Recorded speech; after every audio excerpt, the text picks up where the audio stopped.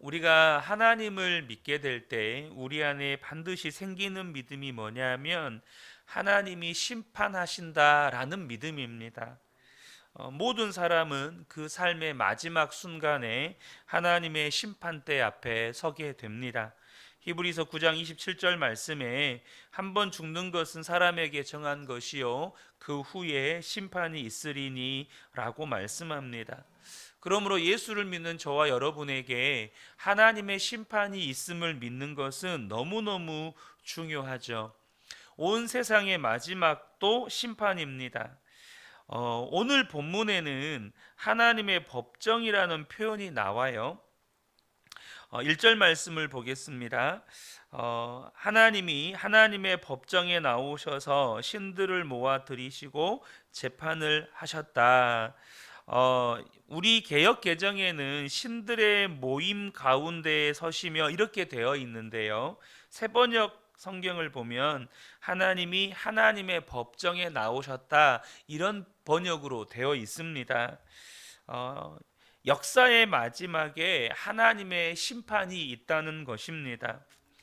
그런데 이 하나님의 심판을 믿는 사람들에게서는 반드시 나타나는 뚜렷한 특징 세 가지가 있습니다. 오늘 그 부분에 대해서 먼저 좀 나누기를 원하는데요. 첫 번째는 뭐냐면 세상이 아무리 악하고 또 내가 아무리 억울한 일을 당해도 낭망하지 않는다는 것입니다. 본문에 하나님이 신들을 모으셔서 재판을 하셨다는 표현이 나오는데요.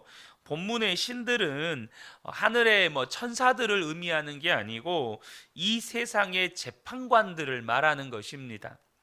왜 이 세상의 재판관들을 신들이라고 표현을 했을까요? 그것은 이 재판은 하나님께 속한 일이기 때문입니다.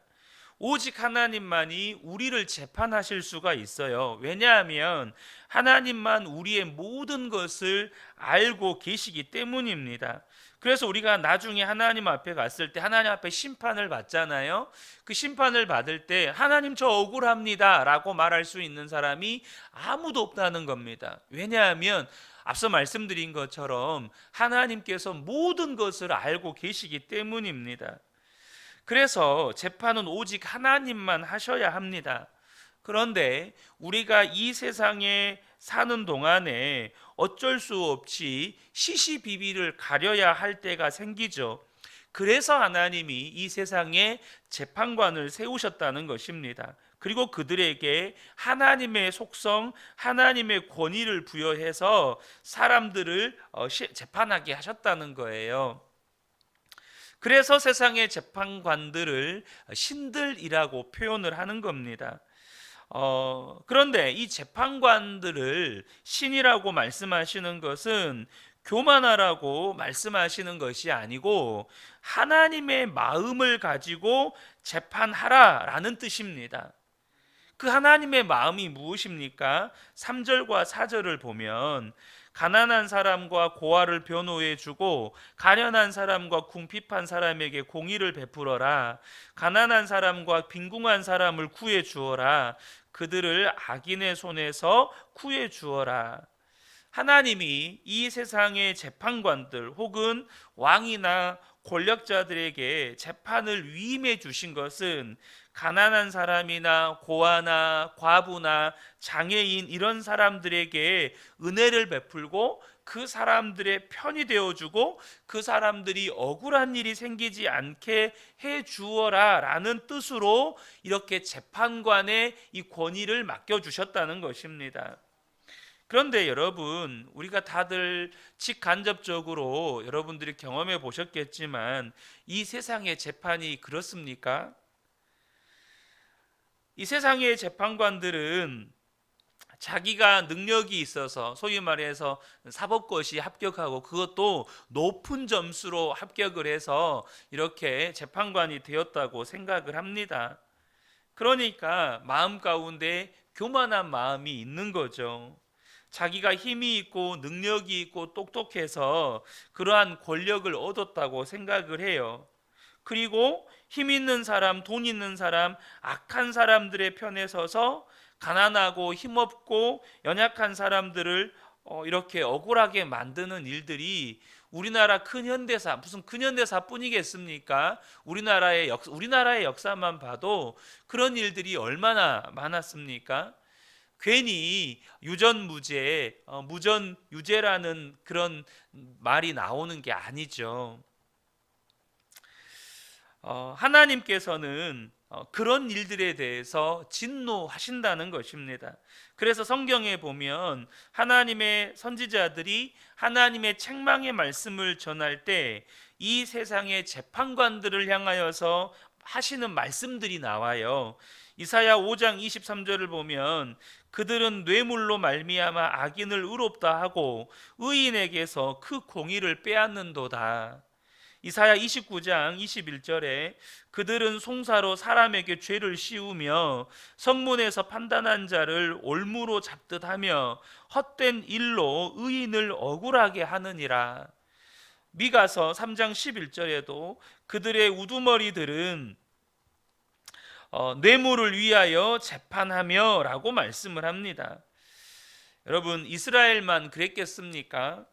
전 세계 어느 나라나 재판에 불의가 있고 뇌물이 있고 또 억울한 사람들이 생기는 일들이 있습니다. 우리가 세상을 살다 보면 반드시 우리가 경험하게 되거나 보게 되는 일들이죠. 그런데 우리가 이런 일들을 겪을 때 하나님의 심판을 믿는 성도들은 고통스럽기는 하지만 결코 낙심하지 않는다는 것입니다. 왜냐하면 하나님께서 반드시 심판하실 것이기 때문입니다. 결국에는 하나님이 심판하실 것이기 때문이에요. 하나님이 심판하실 것이라고 하나님이 오늘 본문에도 말씀을 하십니다. 2절에 보면 언제까지 너희는 공정하지 않는 재판을 되풀이하려느냐, 언제까지 너희는 악인의 편을 들려느냐. 지금 하나님이 이 세상의 불의한 재판관들에 대해서 엄청나게 진노하고 계시다는 것을 보여주는 본문입니다. 그것을 믿는 거예요. 하나님이 재판하실 거야. 하나님이 반드시 심판하실 거야. 그렇기 때문에 이 세상에서 불의하고 억울한 일을 겪으면서도 낙심하거나 절망하지는 않는다는 겁니다.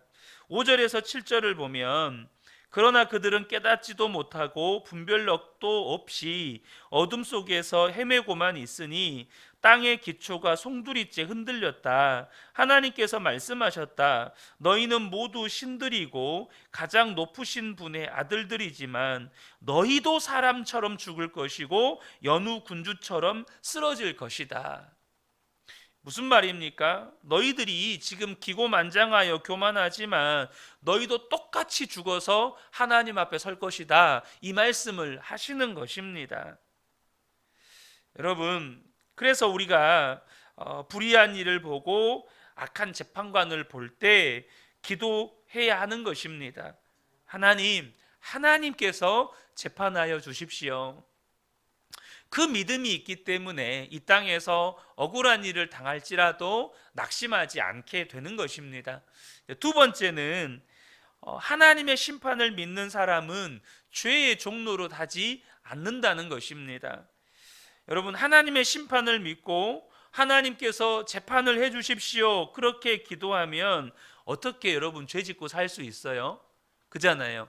하나님이 심판하세요. 그래서 하나님 심판하여 주세요 라고 기도를 하고 살면서 내가 그 심판의 대상이 되는 죄를 짓고 살 수 있을까요? 그럴 수 없다는 겁니다. 하나님은 악한 사람만 심판하시는 게 아니고 모든 사람을 재판하십니다. 그래서 스스로는 은밀한 죄를 지으면서 스스로 죄의 종로로 가면서 다른 사람, 나에게 억울한 일을 끼치고 나를 아프게 하고 힘들게 하는 그 사람만 심판하게 해달라. 이것은 모순이 되는 겁니다. 그것은 하나님을 모른다기보다는 하나님을 실상은 안 믿는다는 것이죠. 하나님을 진짜 믿는다면 자신이 죄인이라는 사실과 또 무엇보다도 죄가 얼마나 심각한지 알게 되는 것입니다. 하나님의 심판을 믿는 사람은 더 이상 죄 짓고 살고 싶지 않게 되는 것이죠. 마태복음 7장에서 심판날에 될 일에 대해서 말씀하신 것 중에 하나가 뭐냐면 마태복음 7장 22절 23절에 그날에 많은 사람이 나더러 이르되 주여 주여 우리가 주의 이름으로 선지자 노릇하며 주의 이름으로 귀신을 쫓아내며 주의 이름으로 많은 권능을 행하지 아니하였나이까. 그때 내가 그들에게 밝히 말하되 내가 너희를 도무지 알지 못하니 불법을 행하는 자들아 내게서 떠나가라 하리라. 여러분, 주님이 이렇게 말씀하셨기 때문에 정말로 마지막 날에 이 일이 일어날 겁니다.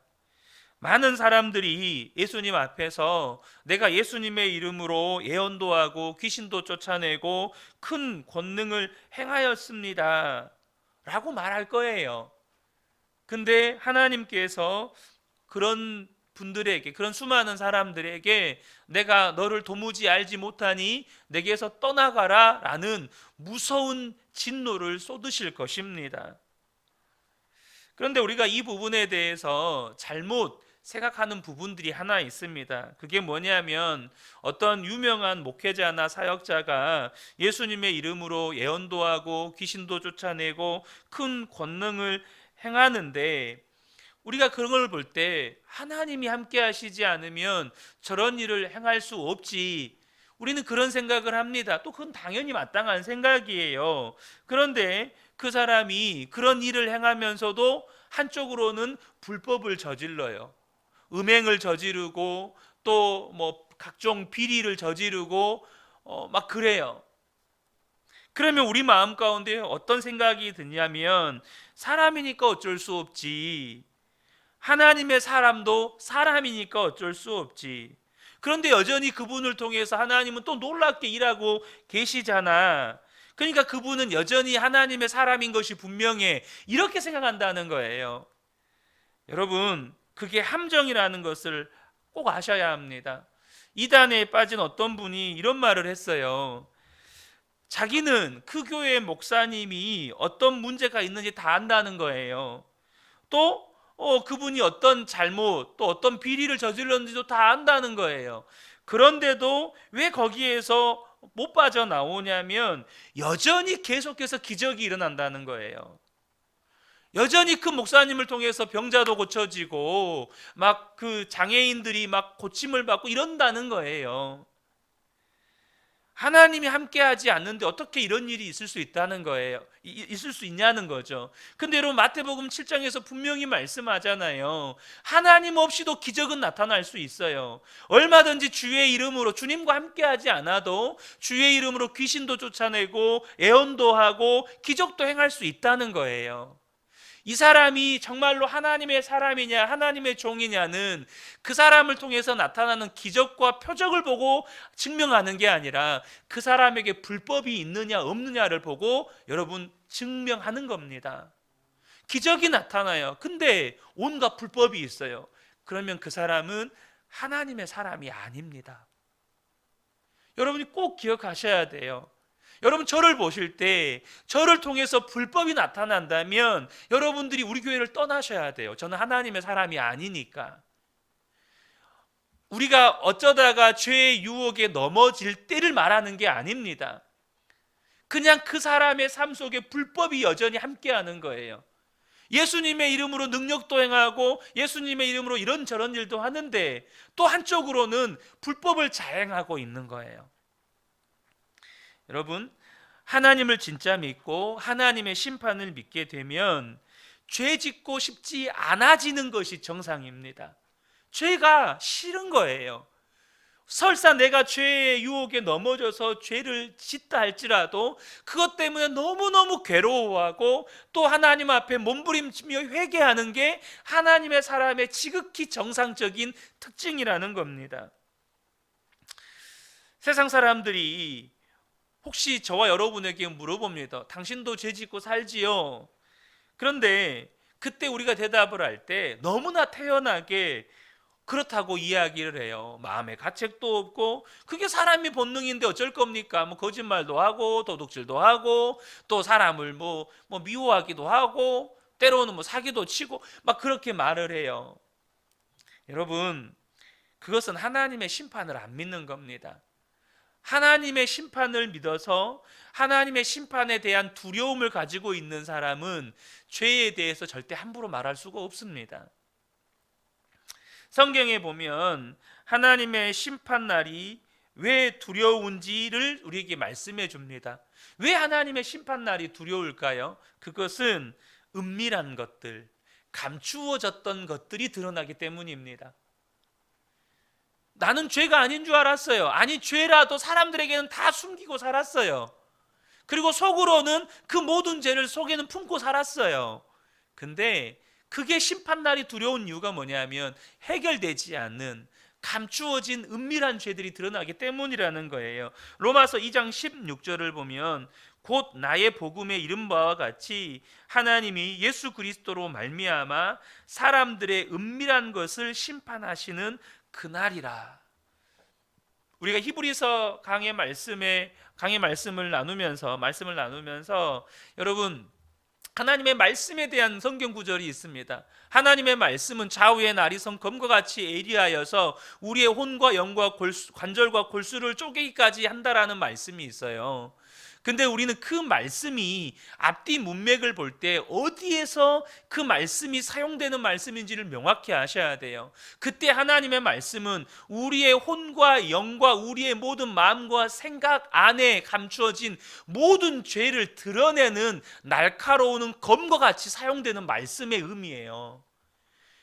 그 말씀이 우리 안에 감추어진 모든 죄를 들추어낸다는 겁니다. 다 낱낱이 도려낸다는 거예요. 수술용 메스와 같이 말씀이 그런 역사를 한다는 겁니다. 여러분, 그 모든 감추어졌던 은밀한 것들이 다 드러나기 때문에 하나님의 심판의 자리가 두려운 것입니다. 이 사실을 알고 나면 아무도 안 본다고 죄 짓고 싶은 생각이 없어지는 거예요. 로마서 13장 12절에 밤이 깊고 낮이 가까웠으니 그러므로 우리가 어둠의 일을 벗고 빛의 갑옷을 입자. 하나님의 심판이 진짜 믿어지면 이제 하나님이 안 보는 것은 없어요. 에베소서 5장 8절에 너희가 전에는 어둠이더니 이제는 주 안에서 빛이라 빛의 자녀들처럼 행하라. 빛의 자녀라는 말이 뭡니까? 어둠이 없다는 거예요. 감추어진 죄가 없다는 겁니다. 여러분, 빛의 자녀가 된 사람은 언제나 하나님께서 재판해 주십시오라고 담대하게 기도할 수 있는 사람이에요. 자, 마지막 세 번째는 중요한 특징인데요. 남을 판단하지 않는다는 것입니다. 판단하고 재판하는 일은 하나님만 하시는 일이에요. 우리가 남을 판단하지 못하는 이유는 우리가 정확하게 알 수 없기 때문입니다. 우리는 사람이기 때문에 언제나 1차원적으로만 봅니다. 무슨 말이냐? 내가 보는 것만 본다는 거예요. 나의 관점에서만 본다는 겁니다. 우리는 절대 그 이면을 볼 수가 없어요. 그래서 그 사람에게 어떤 사정과 문제가 있었는지 우리는 도무지 알지 못합니다. 그래서 하나님이 우리에게 신신당부하는 것이 뭐냐면 너 재판하지 마. 너 판단하지 마. 너 판단하고 재판하는 건 네가 하나님의 자리를 강탈하는 거야 라고 말씀하시는 거예요. 야고보서 4장 11절 12절에 보면 형제들아 서로 비방하지 말라. 형제를 비방하는 자나 형제를 판단하는 자는 곧 율법을 비방하고 율법을 판단하는 것이라. 내가 만일 율법을 판단하면 율법의 준행자가 아니요 재판관이로다. 이 말이 무슨 말이냐면 판단하는 자가 하나님의 자리를 강탈했다 이런 뜻입니다. 재판관은 하나님뿐이신데 네가 판단함으로 인하여서 네가 하나님의 자리를 지금 강탈한 것이다 이런 의미인 거예요. 입법자와 재판관은 오직 한 분이시니 능히 구원하시기도 하시며 멸하기도 하시느니라. 너는 누구이기에 이웃을 판단하느냐. 여러분, 굉장히 두려운 말씀입니다. 하나님을 믿는 사람은 절대 이 말씀을 잊을 수가 없어요. 너는 누구이기에 이웃을 판단하느냐. 네가 과연 하나님이냐? 네가 정말로 재판관이냐? 이런 말씀입니다. 그래서 판단하는 것은 정말 무서운 죄예요. 왜냐하면 하나님의 자리를 내가 강탈한 것이 되기 때문이죠. 믿음이 좋다는 그리스도인들 중에 옳고 그름이나 시시비비를 따지기 좋아하는 분들이 있습니다. 그런데 여러분 분명하게 아셔야 할 것은 이건 믿음이 좋은 게 아니고요, 똑똑한 겁니다. 옳고 그름을 잘 가린다는 것은 사리 분별을 잘해서 무엇이 옳고 무엇이 그른지를 잘 가릴 수 있는 똑똑함이 있다는 것이지 믿음이 좋다는 게 아닙니다. 여러분, 남을 판단하고 정죄하는 일, 그런 마음의 죄를 안 짓는 사람은 없죠. 하지만 기억하셔야 되는 것이 그것이 얼마나 심각하고 무서운 죄인지를 아셔야 한다는 겁니다. 누가복음 6장 37절에 비판하지 말라 그리하면 너희가 비판을 받지 않을 것이요 정죄하지 말라 그리하면 너희가 정죄를 받지 않을 것이요 용서하라 그리하면 너희가 용서를 받을 것이요. 여러분, 이 말씀이 하나님께서 우리가 비판하면 그 비판 그대로를 가지고 우리를 비판한다고 하시고, 용서하면 그 용서 그대로를 가지고 우리에게 용서한다는 말씀입니다. 그런데 38절을 보면요, 너희가 헤아리는 그 헤아림으로 너희도 헤아림을 도로 받을 것이니라, 이렇게 말씀해요. 그러니까 우리가 누군가를 판단하면 그대로 하나님이 우리를 판단하신다는 거예요. 그런데 38절에 이 말씀이 있어요. 이것은 많은 성도님들이 너무너무 좋아하는 말씀입니다. 방금 읽었던 38절은 하반절이고요, 그 전반절에 이렇게 말씀하시는데, 주라 그리하면 너희에게 줄 것이니 곧 후히 되어 누르고 흔들어 넘치도록 하여 너희에게 안겨주리라. 많은 성도님들이 이 말씀을 너희들이 가지고 있는 재물 혹은 너희에게 있는 은사나 재능을 통해서 다른 사람들을 섬기면 하나님께서 너희에게 후히 되어 누르어서 너희에게 복을 준다, 이 말씀으로 이해를 하지만, 사실 앞뒤 문맥을 통해서 이 말씀을 보면 이것은 그렇게 우리에게 복을 주는 말씀이라고만 보기는 어렵습니다. 이 말씀은 심판의 말씀이기도 합니다. 무슨 말이냐? 바로 이 말씀은요, 후히 되어 누르고 흔들어 넘치도록 하여 너희에게 안겨주리라, 이 말씀은 우리가 누군가 비판하고 정죄하면 그냥 그 비판과 정죄 그대로 우리가 하나님께 비판과 정죄를 받는다는 말이 아니고, 그 비판과 정죄를 후히 되어 누르고 흔들어 넘치도록 해서 우리에게 안겨주신대요. 그러니까 여러분, 우리가 누군가를 비판하잖아요. 그 비판 그대로 하나님은 판단하시는 게 아니고요, 거기에다가 더하고 더하고 더하셔서 우리를 비판하고 판단하신다는 거예요. 여러분, 이게 복입니까? 두려움의 말씀인 거죠. 하지만 반대로 누군가를 용서해요. 그러면 하나님은 또 그것에 대해서 거기에서 더하고 더하고 더하셔서 우리를 용서해 주신다는 말씀입니다. 얼마나 큰 은혜입니까? 그러므로 사랑하는 성도 여러분, 용서하며 사시기 바랍니다. 사랑하며 사시기 바랍니다. 그러면 하나님은 그 용서와 사랑을 더하고 더하고 더해서 우리에게 주신다는 거예요. 얼마나 큰 은혜입니까? 사랑하는 성도 여러분, 하나님의 심판은 분명히 있습니다. 하나님은 심판하시는 하나님이십니다. 그래서 하나님의 심판을 믿는 사람은 여러분 절대 억울한 일 당하고 어려운 일 당해도 고통스럽긴 하지만 낙심하거나 절망하지는 않습니다. 또 하나님의 심판을 믿기 때문에 죄의 종로로 타고 살지 않습니다. 그리고 하나님의 심판을 믿기 때문에 다른 사람을 판단하고 정죄하지 않고 오직 용서하고 사랑하며 사는 겁니다. 저는 우리 그은혜교회 모든 성도님들에게 이 믿음의 은혜가 부어지기를 축복합니다. 그래서 제가 자주 사용하는 표현이죠.